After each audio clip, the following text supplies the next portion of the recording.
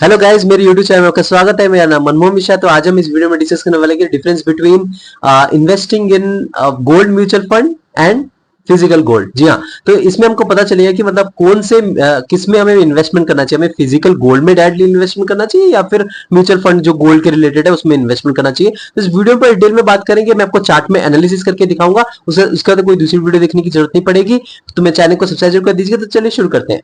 सबसे पहले मैं आपको बता दूं, जैसे कि आप मेरे यहाँ पे स्क्रीन पे देख पा रहे होंगे, गोल्ड म्यूचुअल फंड और दूसरा फिजिकल गोल्ड। ठीक है ना। सबसे पहले हम इसकी फॉर्म की बात करें तो आपको सबसे पहले पता होना चाहिए गोल्ड म्यूचुअल फंड होता क्या है। देखिए, गोल्ड म्यूचुअल फंड एक फंड ऑफ फंड होता है। जी हाँ, तो एक fund of fund in the sense क्या होता है कि जो गोल्ड म्यूचुअल फंड है ये बेसिकली एक फंड है जो दूसरे फंड में इन्वेस्टमेंट कर रहा है।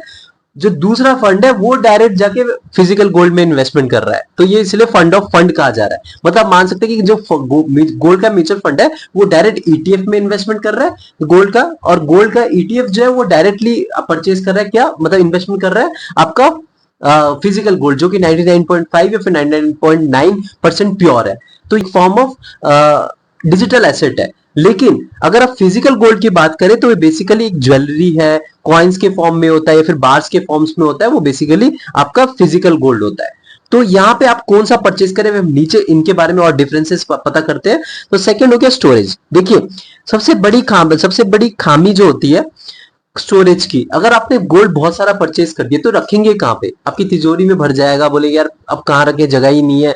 तो एक वहां पे स्टोरेज की प्रॉब्लम रहती है, कभी कभार गुम होने का भी टेंशन रहता है। और आजकल तो देख रहे हैं गोल्ड की प्राइस इतनी ज्यादा बढ़ गई है, अगर आपका 1 ग्राम या 5 ग्राम गोल्ड भी गुम हो गया तो आप सोच लीजिए आप करीब करीब 50 से 60 हजार रुपए गुम हो रहा है, मतलब आपका डायरेक्ट चले गए। तो इसीलिए ये इसका एक स्टोरेज इशू रहता है। तो यहाँ पे क्या रहता है, इसमें विन विन सिचुएशन आ जाता है आपका गोल्ड म्यूचुअल फंड में। जी हाँ, आप देख पा रहे हैं कि यहाँ पे सेफ रहता है, कोई स्टोरेज का प्रॉब्लम नहीं है, आपने डायरेक्ट ही गोल्ड में इन्वेस्टमेंट कर रखा है जो कि फिजिकल एसेट है। और दूसरा आता है फिजिकल गोल्ड में, आपका क्या रहता है कि उसमें लॉकर चाहिए होता है या फिर सेफ रिक्वायर्ड सेफ्टी के लिए आपको डेफिनेटली एक लॉकर चाहिए होता है, जो कि थोड़ा प्रॉब्लम रहता है जब आप चलिए आपने थोड़ा बहुत गोल्ड खरीदा, मतलब 10 ग्राम 15 ग्राम 20 ग्राम तो आप रख लेंगे। जब आप थोड़ा बहुत इन्वेस्टमेंट कर करके आपके 50 ग्राम बढ़ गया आपका जो गोल्ड, तो आप क्या करेंगे, तब स्टोरेज का प्रॉब्लम आने लग जाएगा। तो इसीलिए यहाँ पे एक बहुत बड़ा इशू रहता है। अब थर्ड पॉइंट पे आता है लिक्विडिटी। लिक्विडिटी की बात करें तो मैं आपको बता रहा हूँ, देखिए स्टोरेज के मामले में तो मैं पॉजिटिव फीडबैक आपको गोल्ड म्यूचुअल फंड में दूंगा क्योंकि सेफ है, कोई टेंशन ही नहीं है। अब यहाँ पे लिक्विडिटी के मामले में देखा जाए तो इजी रिडम्पशन आपका गोल्ड है, सॉरी म्यूचुअल फंड है। और आपका फिजिकल गोल्ड जो है वो आपका प्रॉब्लम है, यहाँ पे आपको रीसेल करने के लिए आपको ज्वेलरी जाना पड़ेगा या फिर आपको शॉप में जाना पड़ेगा, और वहां पे बहुत बड़ा पंगा रहता है क्योंकि ये प्रॉब्लम मैंने फेस कर रखी है। मैं आपको बता रहा हूँ, जब आपके पास फिजिकल गोल्ड होता है ना, आप जाके दुकान में रीसेल करने जाते हैं तो वो बोलते हैं कि हम देखिए आप आपसे परचेज कर रहे हैं तो जो मार्केट वैल्यू है वहां से 5% या 10% कम लेंगे। तो आप देख पा रहे कि मतलब आप ऑलरेडी जब परचेज करते हैं तब आप 3% जीएसटी देके परचेज कर रहे हैं और आप उसको लॉस में परचेज कर रहे हैं 3% में। और उसके बाद जब सेल करने जा रहे हैं फिर वहां पे 5 से 10% आपका जो शॉपकीपर है या फिर ज्वेलरी वाला जो है वो भी कम करता है पैसा। और ये चीज मैंने फेस कर रखी है और आप भी डेफिनेटली फेस करेंगे जब आप फिजिकल गोल्ड को सेल करने जाएंगे कोई भी मार्केट में या फिर कोई भी ज्वेलरी या फिर कोई भी शॉप में। लेकिन यहाँ पे जो गोल्ड का होता है, जो म्यूचुअल फंड का होता है, वो एकदम सेम प्राइस जो चल रहा है अभी मार्केट में उतना ही आपको पैसा दे देता है। और आज आपने इसको रिडीम करा 2-3 दिन में आपके बैंक के अकाउंट में इमीडिएटली आ जाते हैं। तो यहाँ पे जो आपको थोड़े बहुत धक्के खाने पड़ते हैं और वहां पे प्राइस जो रिडक्शन होने के भी चांसेस रहते हैं, मतलब जो आपको रिटर्न के भी रिडक्शन होने के चांसेस रहते हैं जब आप फिजिकल गोल्ड में। लेकिन यहाँ पे जो आपका जो म्यूचुअल फंड है गोल्ड, उसमें आपको डायरेक्ट जितना मार्केट वैल्यू है उतना पैसा मिल ही जाता है। अब यहाँ पे कॉस्ट की बात करें, देखिए अब यहाँ पे एक्सपेंस रेशियो की बात आ जाती है। देखिए आपका जो गोल्ड फंड है, म्यूचुअल फंड है, तो उसको मैनेजमेंट कोई कर तो रहा ही होगा, तो वहां पे एक फंड मैनेजर होता है, तो वो बेसिकली मैनेज करते हैं। तो जो मैनेजमेंट जब करते हैं तो उनका एक मैनेजमेंट फीस होता है, तो fees as a terms of in the terms of expense ratio होता है। तो एक्सपेंस रेशियो को वो एज एन मैनेजमेंट फीस लेते हैं। तो यहाँ पे अगर देखा जाए तो 0.8 या 1.5% तक का एक्सपेंस रेशियो कुछ कुछ म्यूचुअल फंड में हो जाता है। लेकिन मैं आपको बता दूं, आप रिसर्च करेंगे तो आपको ऐसे कई सारे गोल्ड के म्यूचुअल फंड मिलेंगे जिनका एक्सपेंस रेशियो कम भी होता है, आपको 0.1 या 0.2% वाला भी मिलेगा, जो कि इतना कम आप मैनेजमेंट फीस पे करेंगे तो आप थोड़ा सेटिस्फाइड रहेंगे। क्योंकि इतना जो 0.8% या 1% तक अगर आप मैनेजमेंट फीस पे कर रहे हैं तो आप समझ लीजिए अगर आपको एक साल में 8% तक का प्रॉफिट मिल रहा है गोल्ड में, 1% आप तो फंड मैनेजर को दे रहे हैं और 7% ही आपको प्रॉफिट रह रहा है। तो ये एक बहुत बड़ा इशू रह जाता है। लेकिन आप एक्सपेंस रेशियो कम वाला म्यूचुअल फंड भी चूज कर सकते हैं, उसमें भी मैं कोई रिकमेंडेशन नहीं दूंगा, लेकिन मैंने कुछ ऐसे म्यूचुअल फंड देख रखे हैं। जैसे एग्जांपल ले लीजिए, एसबीआई का गोल्ड म्यूचुअल फंड है, उसमें आप देख सकते हैं कि उसका एक्सपेंस रेशियो 0.1 या 0.2% है, जो कि बहुत कम है। तो वो एज ए मैनेजमेंट फी जब आप पे करेंगे तो आपको ज्यादा मन दुख नहीं होगा। उसके बाद अगर बात करें फिजिकल गोल्ड की, तो यहाँ पे मेकिंग चार्ज लग जाता है, डेफिनेटली यहाँ पे आपका मेकिंग चार्ज लग जाता है, फिर जीएसटी भी लग जाता है।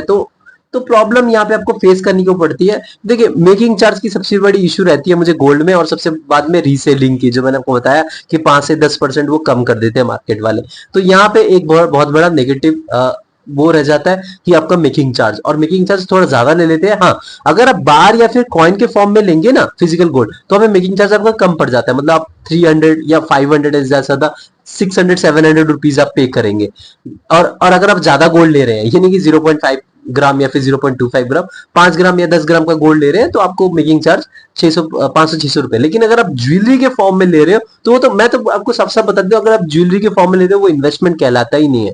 क्योंकि उसमें आपका एक तो 22 कैरेट का गोल्ड यूज किया जाता है, या फिर 16 कैरेट या 18 कैरेट के गोल्ड यूज किया जाता है, जो कि प्योर गोल्ड नहीं होता।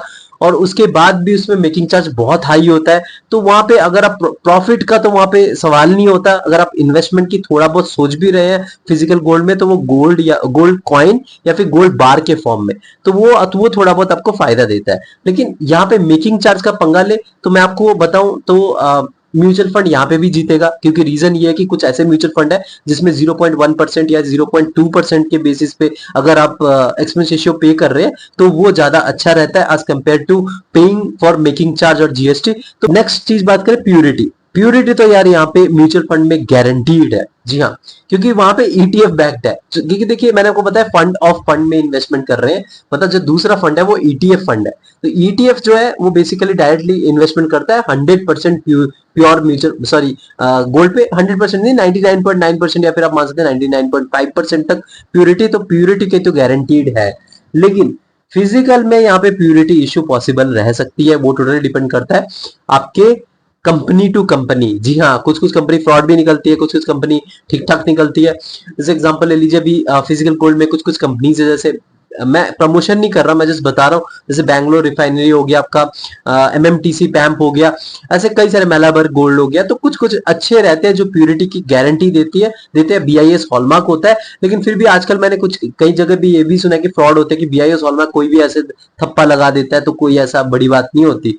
तो इसीलिए यहाँ पे प्यूरिटी इश्यू रहता है। तो यहाँ पे आप थोड़ा डरे रहेंगे कि यार जो मैंने गोल्ड खरीद रखा है वो बेसिकली प्योर है या नहीं है, क्योंकि वो आप हमेशा शक में रहेंगे।